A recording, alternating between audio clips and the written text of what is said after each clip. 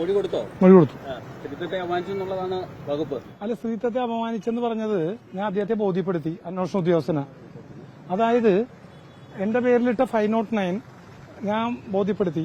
അതായത് ഞാൻ പറഞ്ഞ വേടെന്ന് പറയണത് ഈ അന്നത്തെ പ്രസ് മീറ്റിൽ പറഞ്ഞത് ശോഭാ സുരേന്ദ്രന്റെ ഭർത്താവ്, രജിസ്റ്റേർഡ് ഭർത്താവ് സുരേന്ദ്രനും സംരക്ഷിത ഭർത്താവ് മോഹൻദാസും എന്നാണ്.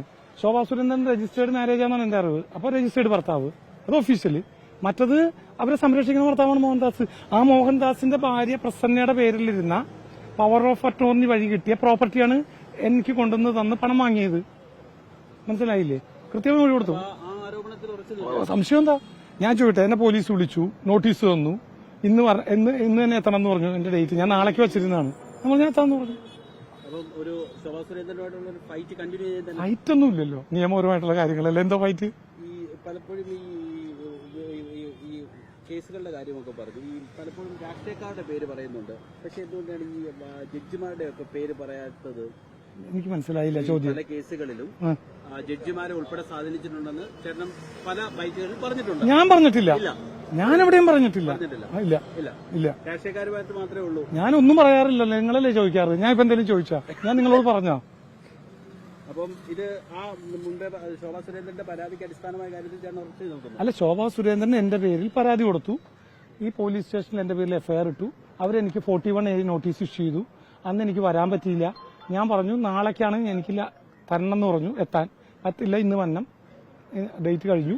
ഞാൻ വന്നു, സ്റ്റേറ്റ്മെന്റ് കൊടുത്തു, തിരിച്ചു പോകണം. 18-ാം തീയതി വരെ എനിക്ക് സമയം തന്നെ എന്ന് പറഞ്ഞു. നാളെയാണ് 18. അപ്പൊ നാളെ സൺഡേ ആയതുകൊണ്ട് ഇന്ന് തന്നെ എത്തണം എന്ന് പറഞ്ഞു. ഞാൻ വന്നു, അത്രയേ ഉള്ളൂ. കൊടുത്തു. സ്റ്റേറ്റ്മെന്റിൽ എന്താ വെച്ചാൽ അവരെ സ്ത്രീത്വത്തെ അപമാനിച്ചു എന്നാണ് പറഞ്ഞിരുന്നത്. അറിയാലോ പറയാൻ. ആ സ്ത്രീത്വത്തെ അപമാനിച്ചെന്നുള്ള എന്റെ സ്റ്റേറ്റ്മെന്റ് എന്താന്ന് വെച്ചാൽ, ശോഭാ സുരേന്ദ്രന്റെ രജിസ്റ്റേർഡ് ഭർത്താവ് സുരേന്ദ്രനും സംരക്ഷിത ഭർത്താവ് മോഹൻദാസും ഞാൻ പറഞ്ഞു. ശോഭാ സുരേന്ദ്രൻ രജിസ്റ്റേർഡ് ഭർത്താവ് എന്ന് പറഞ്ഞാൽ സുരേന്ദ്രനുമായി ശോഭാ സുരേന്ദ്രൻ ഡിവോഴ്സ് ചെയ്തിട്ടില്ല. അപ്പൊ ഒറിജിനൽ ആണല്ലോ. സുപ്രീം കോടതി ഒരു വിധി പ്രകാരം പറഞ്ഞിട്ടുണ്ട് ലിവിംഗ് ടുഗദർ. ശോഭയ്ക്ക് എങ്ങനെ ലിവിംഗ് ടുഗദർ ആയിട്ട് മോഹൻദാസിനെ വയ്ക്കാൻ പറ്റും? മോഹൻദാസിന് ഭാര്യയുണ്ട്, പ്രസന്ന. ഞാൻ പറഞ്ഞതിനകത്ത് നിയമപരമായി തെറ്റില്ലെന്ന് തന്നെ ഞാൻ വ്യാഖ്യാനിച്ചിട്ടാ പോകുന്നത്.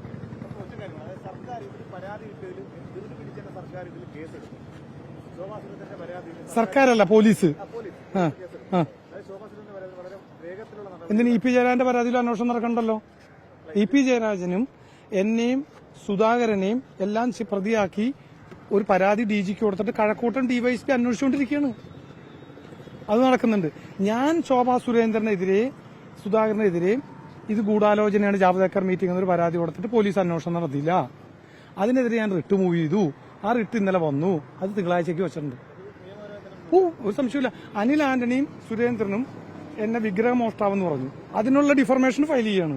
എന്റെ നിയമ നടപടി ഒന്നും മാറൂല. എനിക്ക് നിയമ നടപടി എങ്ങനെ നടത്തണം എന്നറിയാം. ഇപ്പൊ പോലീസ് വിളിച്ചു, ഞാൻ നല്ലത് കേട്ടോ വന്നാ, ഞാൻ വന്നില്ല, അറിയുന്നു. പിന്നെ അന്ന് എനിക്ക് വരാൻ പറ്റാത്തതുകൊണ്ട് സമയം മേടിച്ചു. ശരി, ഓക്കെ, താങ്ക് യു.